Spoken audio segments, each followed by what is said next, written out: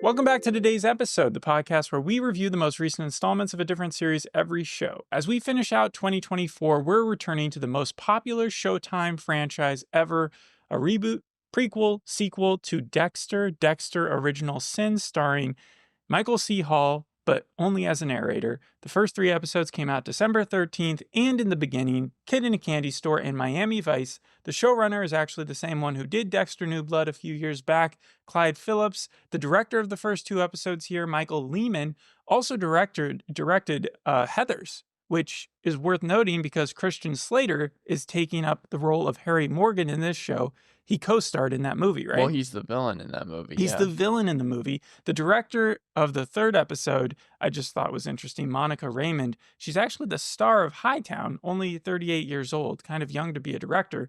But Clyde Phillips referred to this as more of a family-based show than the original Dexter series. But hasn't Dexter always been about family? Like, remember in the first season, it was all about him trying to follow his pseudo-father's code, Harry Morgan, right. And also about his relationship with his sister and him getting into a relationship with Rita and her 2 kids. That's how the whole series kind of has been. So it feels like, and then the New Blood was about him reconnecting with Harrison, his son. And so he envisions Deb also. How would you think of it as more of a family-related show? Maybe because Harry is alive in this version. Well, yeah, but it takes place in 91. This is the last year of Harry's life. And Dexter is younger. Deb is a teenager. And the police force is, Masuka is there, but like no one else. Well, no, Angel Batista is there. Angel Batista's there. LaGuerta shows up a little later. In the 3rd episode. We're not going to see Dokes because Dokes only arrived on the police force after Harry left. I was wondering if we were going to see him or not, but yeah. Yeah. And we see little Easter eggs. We'll get into that in a second. Let me do a little trivia game here. Okay. So young Batista, true or false, is played by the original Batista's son. True or false? I'm gonna go with true because I think that Batista looks the most like himself. He's wearing a similar outfit for sure, but that is not his son. Actually, his son in season 9 or season 8 of Dexter did background shots of like Batista and stuff because they do look alike, but they did not cast him as this version. But the age difference, I at first thought that it was off. I thought that Angel Batista to Dexter, there was like at least 15 years, but it turns out it's only like somewhere between 7 to 9. And that's about the age difference between these 2 actors. I think the guy's like 40 and Dexter's like 29 in real life. In the show, Dexter's only 20 years old. Right. So it's more surprising to see a 20-year-old being played by a 28-year-old. Well, one of my cons I had was that it just seems like the timeline overall seems off. I think that Deb and Dexter in the original Dexter series, they were supposed to be like something like at least to 5 to 9 years apart, and here they're only 3. Okay, so Michael C. Hall has always shared Dexter's real birthday. So they've always been 1971. That's never been no one's ever fought that idea. But Deb does seem like in the first season of the original Dexter to be significantly younger. I think that she was 26. I think she was like 26, and then Dexter was supposed to be somewhere in his 30s. Yeah, and since the original show, I think, took place when it was coming out, 2006, that wouldn't really correlate. They've changed Deb's to be like 5 years younger, or 4 years younger, because she was born in 1975, according to this show. So it's something you have to deal with. I think they got her voice down, but we'll go into the comparisons of what we think of the characters. Let me continue on the true or false game. Rita originally tried out for Deb, the person who played Rita. Right. I'm gonna go with true. That is true. Yes, she did. She was also in Buffy the Vampire Slayer, I think. And so it's funny because Sarah Michelle Gellar now being in this show. All right, another true or false. Jennifer Carpenter, the person who played Deb, wanted to be killed off in the series, but she wanted to go by suicide.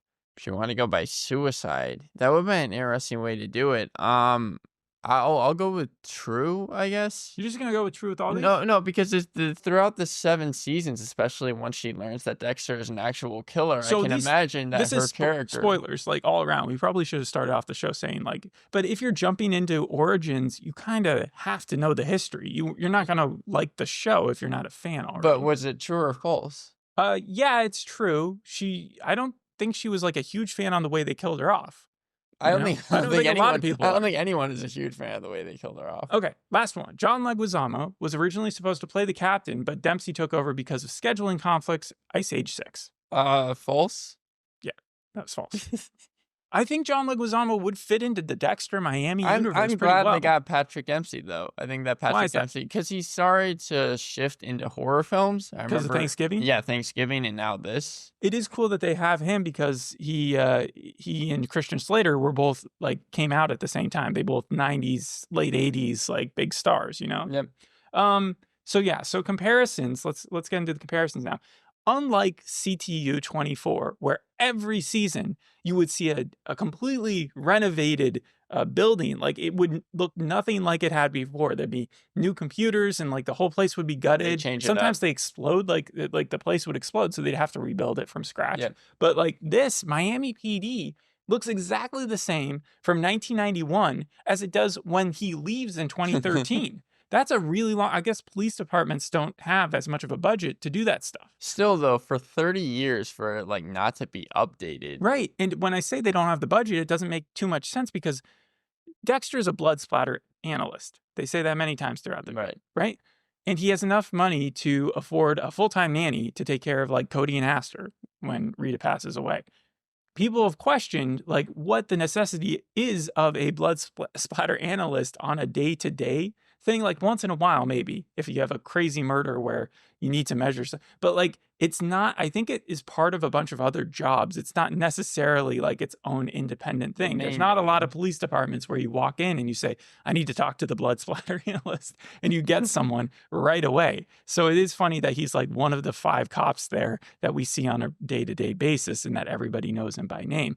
But if you dismiss reality to that extent, let's look at the other people that have been cast into positions of who we know, right? Yeah. So Deb, you wanted to talk about her. Molly Brown. I think that she gets the voice 100%. I think that she has the gesticulations of Deb when she's angry. The pronunciation is perfect. She does not look like Jennifer Carpenter. Doesn't look like her at all. She's also playing a very one-dimensional version of just, I'm going to be Jennifer Carpenter when she's angry and angsty. In the original show, to give this show some defense, I know that Deb always talked about when she was younger how she felt like an outcast even in her own family because she felt like Harry and Dexter had a much closer relationship. But I also agree with you that there would be secrets. We even addressed that in, I think, the 3rd episode where she walks in the middle of making dinner and she's like, the amount of times I hear you guys say, "Don't tell Deb." Like that would get under your nerves after a while. But the thing that I do find annoying is I don't think that the story they've gone with her, like she's just trying to become popular in high school. Why are we going with like the soap opera route when we're talking about Deb, who was a pretty strong character in the original series? Okay, well, I mean, I think the original series was sort of a soap opera too. It's about a killer who like broods and... I'm saying you can take Deb's storyline where she's trying to become popular and put it into any other high school TV series. We're saying the same thing. She's playing a typical angsty teen. We're not seeing Deborah Morgan like the other side to her, like the deeper the depth. However, in season 6 and 7, when we do see the depth and the fact that, like, part of me when I'm watching this feels a little grossed out because I know where that story heads. It's like it's impossible to distance the fact that this girl we're gonna watch like have such a not fun life back then, but like she's destined to have just a horrible ending. So when we're dealing with Sophia, who is Deb's friend, who is interested in Dexter, it seems extra just gross. Very odd because of where that is storyline ends up. What do you think of Dexter? What do you think of Patrick Gibson playing Dexter? I don't buy him as Dexter at all. He doesn't look like him. The show tries really hard. They try really... What about that poster? The poster sort of looks like They him. try really hard to make him Dexter. It recreates the intro with him missing the fly, like the intro to season 4 where he misses the fly. Michael C. Hall narrates for him, and Gibson interacts with other characters, but I just don't see him as Dexter. I feel like he's more like Joe Goldberg mixed with Rhiannon Lewis, the books version of Sweet Penelope and Pearl. Now, there are aspects of those characters that are like Dexter, but I just don't buy him especially because of the way he looks. I'll push back on the Joe Goldberg. Joe Goldberg is like very good at fitting in and being charismatic. His whole thing in You is that he seduces people. This guy, I mean, the only reason that the best friend of Deb likes him is because he beats someone up in front of everybody. But like, this guy is not a Casanova in any way. Like, I feel like It seems like the thing about Dexter that I like so much, at least in he the had first couple okay. season, is that he was charismatic, but it seems like this show is trying to focus on his creep factor more. Like, Sure. even when you're getting the intro and he's smiling at the camera, it's not the same smile. I just don't feel like it's the same character. I think eventually we get to the same idea because Michael C. Hall, I think, embodied that character to a point where it gave him the finesse to make you compassionate or empathize with him, even though you were watching him kill people that arguably, I thought the perfect ending to Dexter back in the day would have been if he had ended up on his own table. Like, he had killed himself, kind of like what Deb was asking for. Well, if you remember when we were doing Dexter New Blood, I Right. even said that the original idea was that he was going to be sentenced to death. Everyone was going to figure out, and then he was going to look through like a mirror and see all the people that he had killed. Yeah, and I looking thought that back was at dumb. him. I don't like that idea. I honestly think that he should have come to his own conclusion. That would have been the coolest way because it would have given us both things, both that we feel like he won in the end, but at the same time that he realized that he was a monster. Like, he always called himself, or that he was talking to a dark passenger, or that he knew he kept this, but he realized he'd gone too far and he had to take care of it, and he did. And that would have been really, really cool. I also think we had a missed opportunity. One person wrote in a comment that that this would have been really funny if he had, in the original series, they did teen flashbacks, even though the guy was in his 30s. Right. And he just wore this really stupid wig. And they kind of made reference to that because Patrick Gibson in the first episode redoes the entire same plot of that first season episode. Yeah, it was episode 3, Popping Cherry. Yeah. I was really confused because we already covered everything that happened in half the amount of time. And Michael C. Hall, it doesn't help that he plays his younger self in that episode. Yeah, so just to cover over that episode, though, we get a backflash, or we're in 1991. Dexter's he's in medical school, I think. Yep. And he's the top of his class. He's the top of his class. That's all canon. And we see his dad have a heart attack. And then at the hospital, that's where Dexter becomes suspicious of the nurse who's taking care of him. Evil and nurse. Starts realizing that her patients are getting sicker and sicker and sicker and then dying because she's poisoning them. He confirms that with one of the people at his school, and then Harry gives him permission. This is the beginning of Harry kind of like sacrificing his morals a bit, Right. In order to say, I know you have these dark motivations. Go ahead and get rid of her, and we'll live with it. As long as she's evil, it's okay.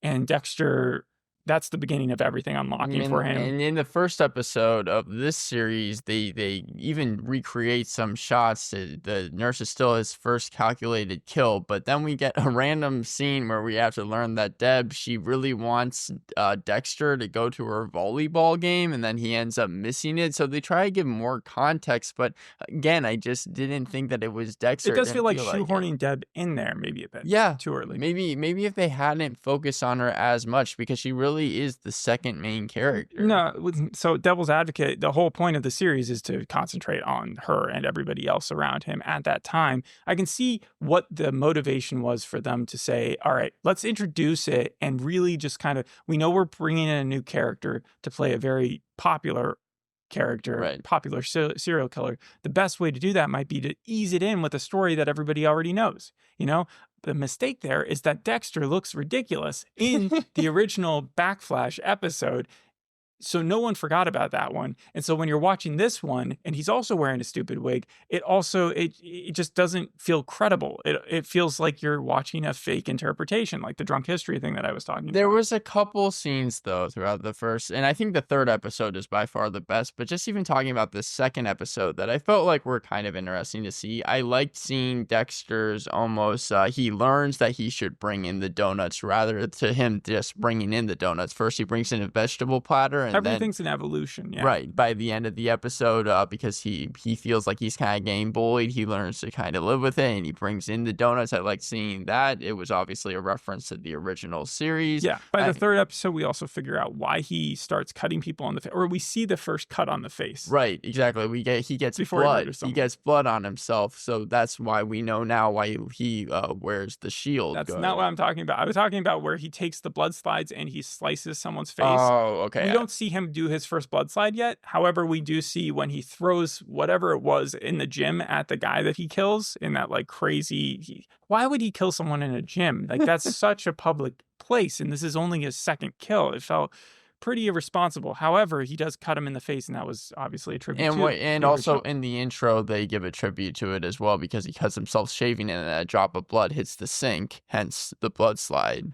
Yeah, but the intro's the intro. They just copy pasted that one. You get a bunch of Easter eggs that people pointed out. He calls himself Patrick Bateman.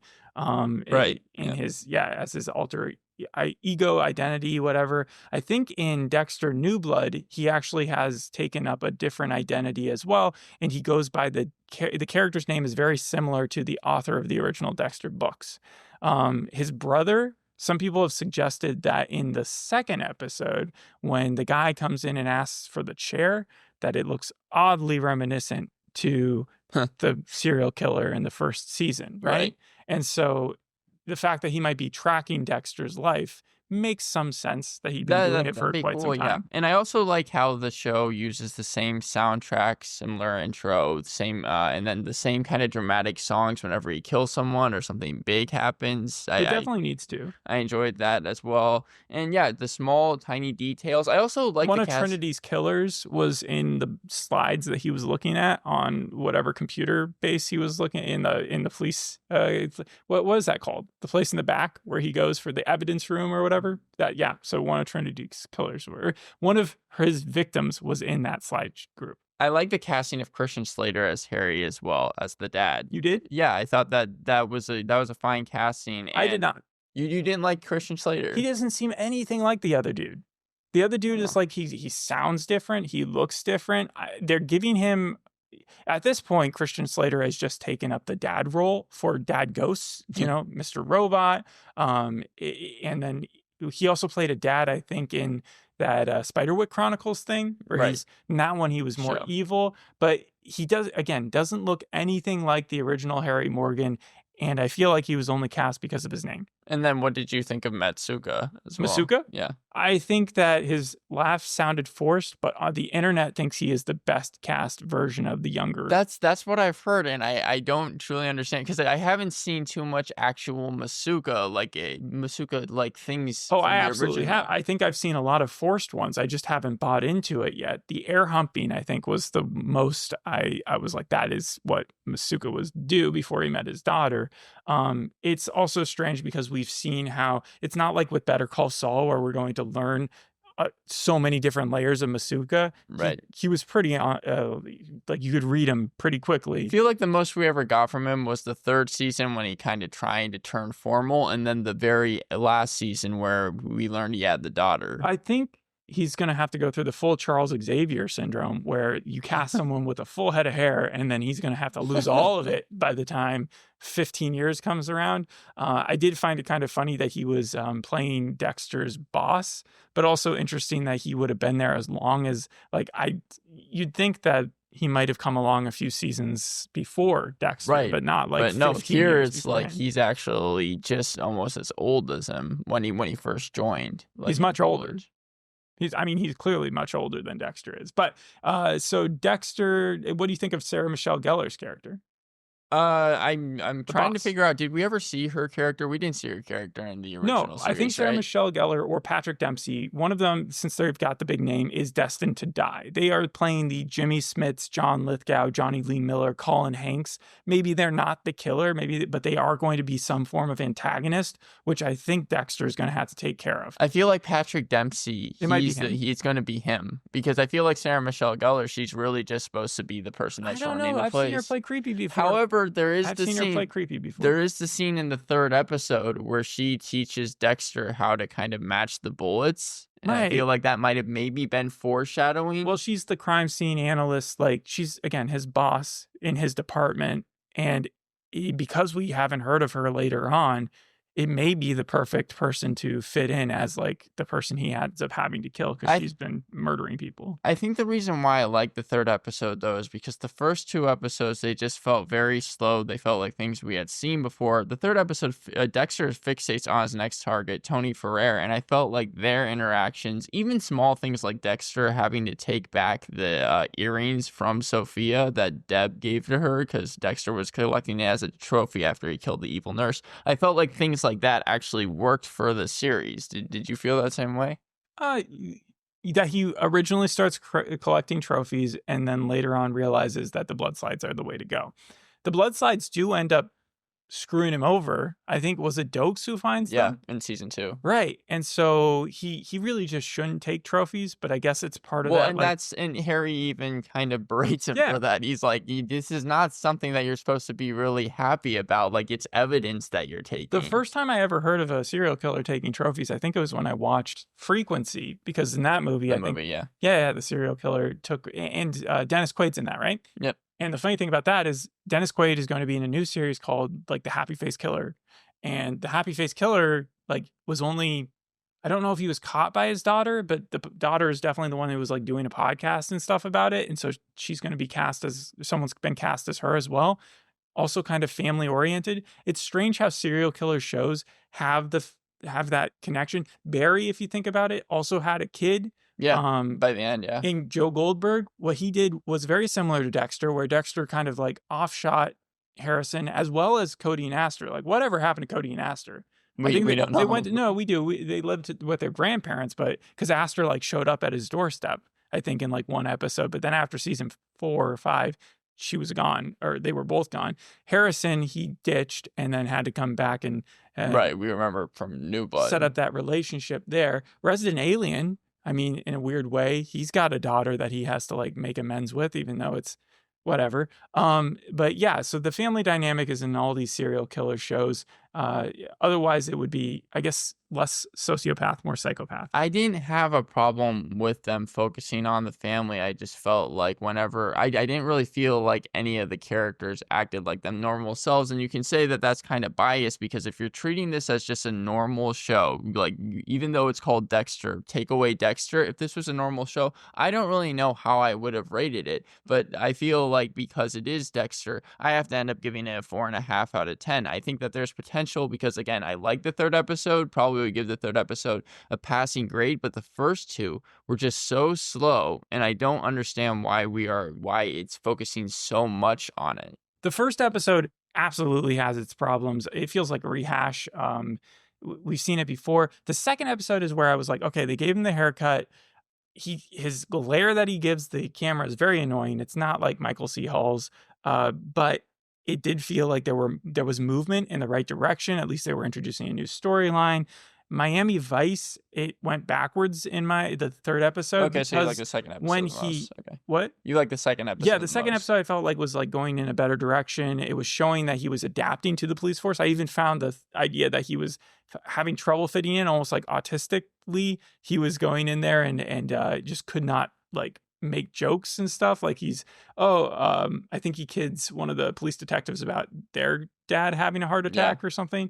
And then in the 3rd episode, though, he takes his second victim and he does that ludicrous, like, I'm going to just start throwing things at him and then I'm going to stick them on the table and then I'm going to make a sledge print in that table with the knife, which would obviously disrupt the entire plastic setup that he had there and cause it so that the table would leak or stain. And so these random things that I was thinking about, rather than just killing the guy in his house like he would have normally done in the future. There were problems with that scene. However, I kind of mentioned it before. I liked how he sliced off part of the body and then it hit his face. And it was, again, one of those small details where it's like, okay, so that's why it wears the face scar now. And I liked seeing that character so this die. is like so there's the problems with the fact that he went after this guy, right? Because he had heard about him killing this kid and his mom. Yes, in the 2nd episode. Yes, from Angel Batista, who is the most like innocent of all these people. He's And the then least cynical cop that they have the there. guy's name is Tony Ferrer.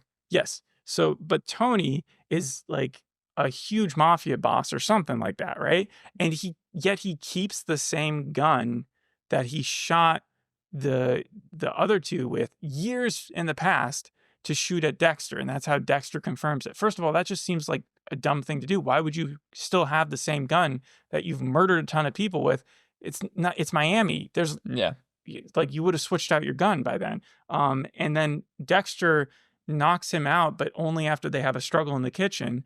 And then is somehow able to take his body all the way off location to the first place that they met, set him up there, but like vertically against one of the how does he have this amount of time? And then he knocks him out again just to put him on the table, and then he kills him, and then he has to dispose of the body part in Alligator Alley or whatever. It just feels like so highfalutin. When does he have time to actually do his job? And when he is doing his internship, usually interns are overloaded with work. It doesn't seem like Dexter's doing anything on a day-to-day. They kind of just let him get away with it. And in the other series, that made sense because he's like a vet on the staff, and he's able to figure things out really quickly. Here he's an intern, but he's just starting out, and they don't seem to be questioning his antics or why he's just sitting around doing whatever he wants all day. It's very strange. And the alligator just felt like it was a ripoff from X. That's where I put Pearl into it, because it was still kind of cool to see an alligator, but the fact that it just felt like that was whenever I think an alligator and getting rid of body parts, I think of X like automatically. Right. And so